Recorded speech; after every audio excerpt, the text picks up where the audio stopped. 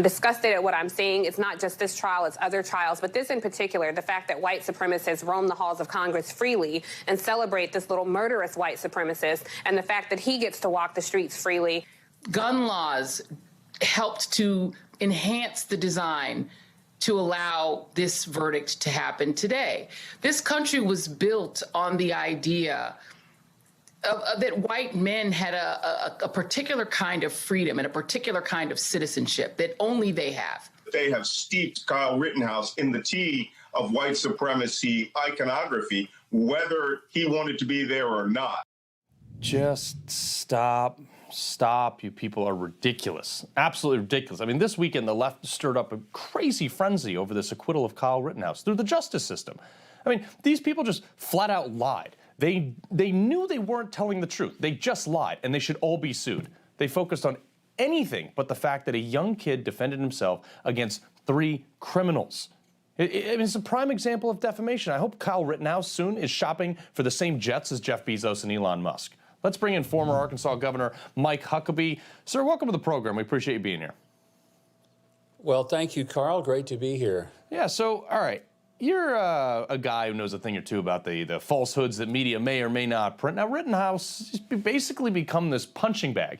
He went, first off, they ran roughshod over any type of truth or fact for, I don't know, a year. Then he goes into court. He's proven innocent beyond a reasonable doubt. And they're still doubling down in the threat of a massive lawsuit. What in the world are they thinking? They're not thinking at all. These are not people who care what the facts are. They have a narrative. They're going to explore it, and they're going to exploit it. That's exactly what they've done with the Rittenhouse case. They must not have passed civics in, middle school, because we all are brought up to understanding that there is a presumption of innocence. And even if we're criminally charged and there's cameras running and capture a crime from 17 different angles, we're still presumed innocent and treated as innocent until we are proven guilty beyond a reasonable doubt, as you've mentioned, by a jury of our peers.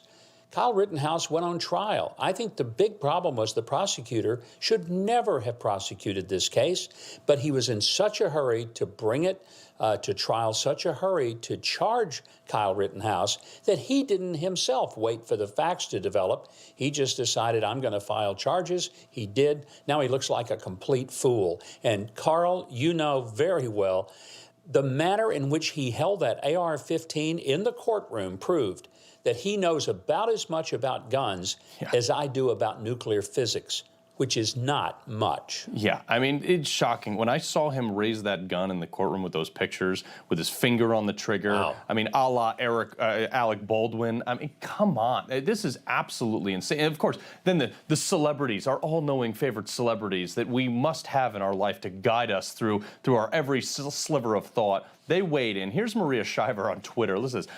I'm trying to take a beat to digest the Rittenhouse verdict. My son just asked me how it's possible that he didn't get charged for anything. How is that possible? I don't have an answer for him. I mean, here's more. The idea that someone could be out with a semi-automatic weapon, kill people, and walk is stunning. I look forward to hearing from the jury. This is a moment for them to explain how they came to their decision.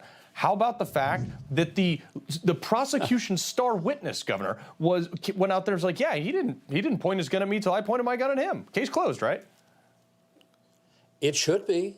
I'm just stunned by Maria Shriver's comments, and it was almost as if, how do I explain it to my son? Well, you sit him down and you explain the American jurisprudence system, and you explain that we're innocent till proven guilty. You explain that we have due process. You explain that you don't have to incriminate yourself, but he went to the stand anyway and told his full story, so the jury would have the benefit of that. And having heard him, having seen and heard the evidence, they unanimously voted to do something Maria Shriver apparently couldn't get herself to understand. The kid was innocent. Yeah. He self-defended his own life because he was being threatened by guns, skateboards, and people trying to grab his rifle. Right. Those are all cases which he has a fundamental right to defend himself. So, Gov, I got about 60 seconds left. I want you to take a look at this headline from CNN right here. I mean, it is staggering. There's nothing more frightening in America today than angry white men. I mean, are you kidding me? Where are they coming up with this stuff? They make it up out of thin air. CNN is a joke.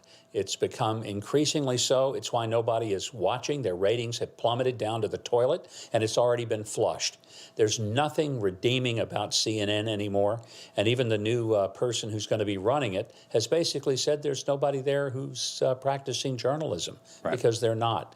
It's an embarrassment to the country. I hope it goes under. Better yet, I hope Kyle Rittenhouse owns CNN and MSNBC after he sues the ever-living daylights out of both of them. Yeah, and you know, just for giggles, we should make like Ted Nugent the program director over there. I would just absolutely wallow in that and spike the football daily.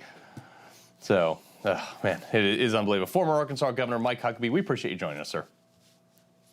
Happy to be here, Carl. Thank you.